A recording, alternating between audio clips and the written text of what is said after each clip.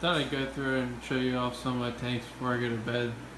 Kind of the daily things you gotta do every day for your fish aquariums and especially your fish room. So one thing I just went through and fed, probably about an hour or two ago whenever I came out from work, I got my brine shrimp over here. So I have 2 jars constantly running. Every night I feed off the last of the jar for the day and I start a new one. So I'm going to go ahead and start doing that. Algae wafers, which I have in this bag here. I buy these by the pound or two online. I also have beef heart flake here, and I buy guppy flake food by the 5 pound. Lasts me multiple months when I'm buying quantities like that. It really helps on the cost. So I went through, fed flakes to most of my guppies, some brine shrimp.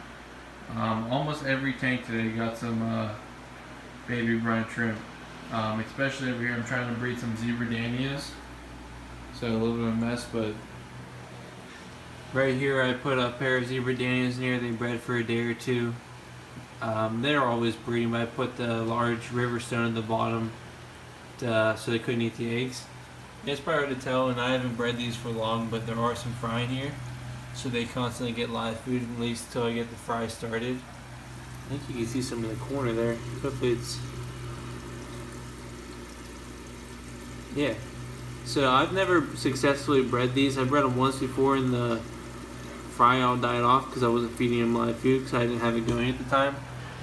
Brine shrimps are expensive. It was like $75 for a jar of it. It used to be $60. To be fair, the jar before that was $60 that I bought lasted me almost 10 months to a year. So there's food in there right now. They're feeding. Give them some time. So if I didn't feed them today, I would have lost them. Also over here I have a jar, like a container of baby rams.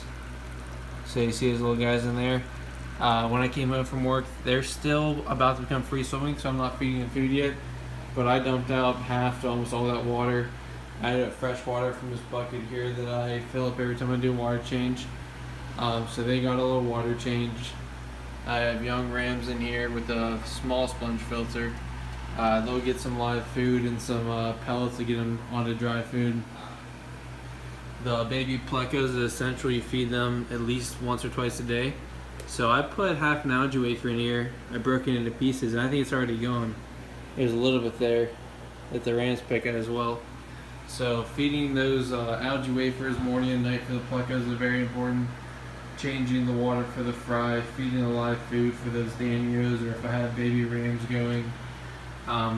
Putting wafers in this tank with my mollies and my plecos to make sure the plecos are eating enough that they want to breed, and also that the guppies, not the guppies but the mollies, which guppies are the same way, that parents have plenty of food, that they're not hungry all the time, that they'll eat the fry instantly.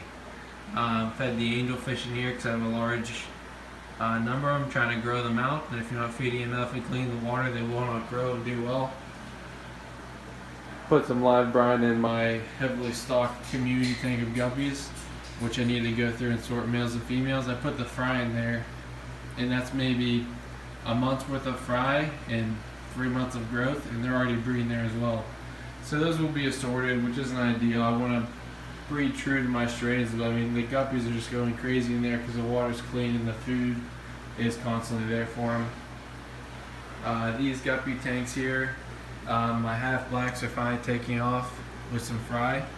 They are always hungry and they're always eating their babies, so keeping those wafers in there keeps them full and from not eating their fry. Some yellow cobras in here as well, and some red deltas, which I think I'm on my last male because I keep selling them, but these babies here definitely be held back so I can continue this strain and keep them going. But all these little feedings at the end of the day are very important. These bottom tanks of plecos got extra wafers. I have some new African cichlids I just got, some females from a friend of mine. He's a YouTube channel as well. You should check him out. He's got a lot of cool cichlids, and he even starting to do some planted tanks, kind of broadening his hobby as well, which is very cool. And I bought this OB peacock from a pet store locally. I have some shrimp in this tank. Hopefully the plants will take off with some shrimp in there. and some red plecos. So I fed those wafers as well. I have my discus up here. They got some more beef heart flakes. I really try to stick to dry foods. I feed them frozen here and there, but multiple feedings of dry food, I think they do better, and it's cheaper with feeding dry foods. So just doing this video, just showing those little things that every day will help give you more success. I'm actually going to go and start some brine shrimp right now. I'll show you how I do that as well. So here's my sink and how I do my water changes. I mostly just fill here. I have a python hose I wrap up here under the table. It's kind of a mess now. It's usually wrapped up neater. That's how I will spot clean. I have a hose there with a cover on the end. I'll spot clean the bottoms, and also I have a J hose right here. Actually, I'll tighten that onto it. I have a little valve. I'll unscrew, put that on, and that's how I hook it onto tanks and fill them up. My cat's in the sink now. But I'm going to show you, when she gets out of the way, how I simply set this up every day for brine shrimp. So all I'm going to do is a 2-liter bottle.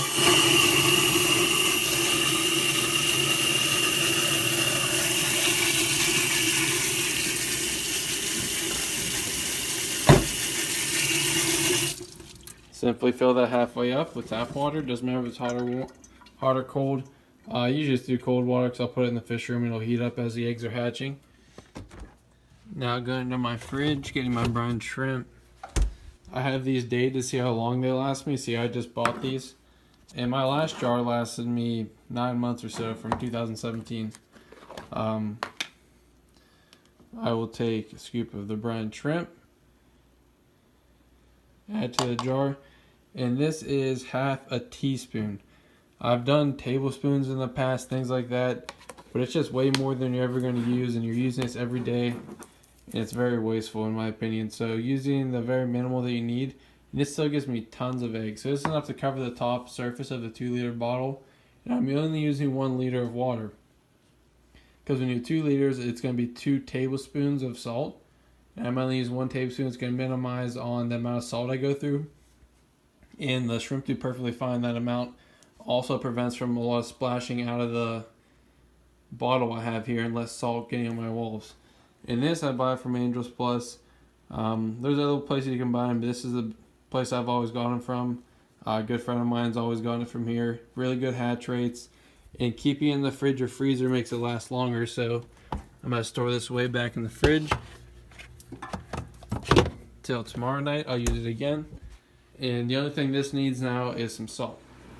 So now I have my container set up over here. I always shift the oldest one to the left. So this is the one I'll use tomorrow. I'll put my air stone in there. And this one's a little bit longer, so I always put it in the newer jar. And these are all off my central air system. So this big air system here, running down the wall. And then I have a pump in this back corner, is powering all of these aquariums. I have, I think, 16 20-gallon longs, 12 10s, 3 40-gallon tanks, 2 brine shrimp jars, and 2 sponge filters in my 55-gallon wall. That's all run off of 1 pump and 1 heater in the room. I do have some 29-gallon tanks and some fry things I've showed you. Those are off separate air pumps. And then right there is 1 tablespoon of just regular aquarium salt.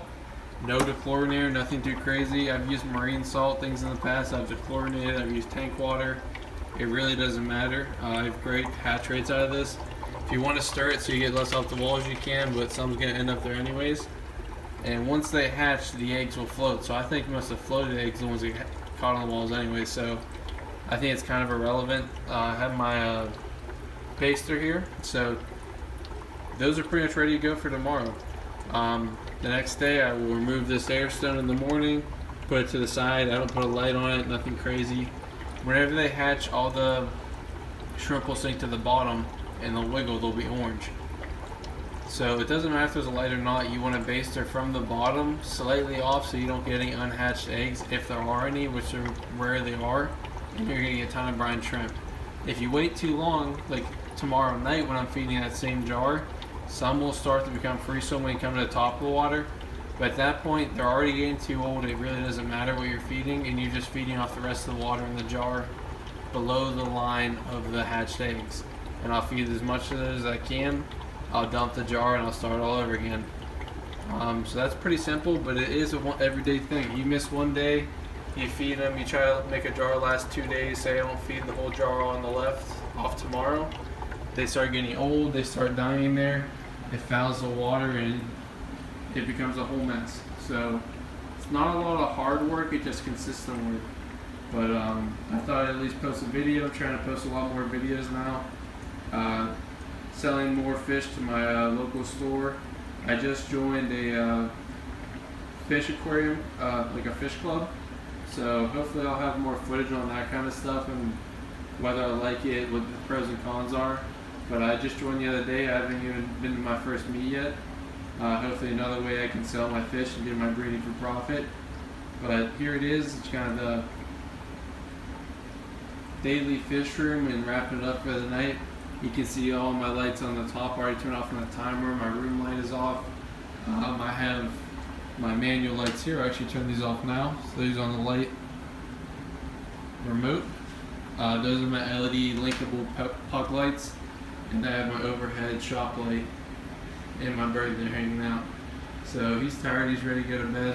I'm going to turn that light off. Everything's been fed. They've had a few hours of feed.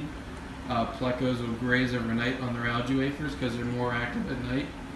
And my brine trip will be ready for tomorrow and the next day. So thanks for watching. Just a little tidbit on the daily keeping up on a fish room and helping your success. Hope this little video you guys enjoyed, and stay tuned.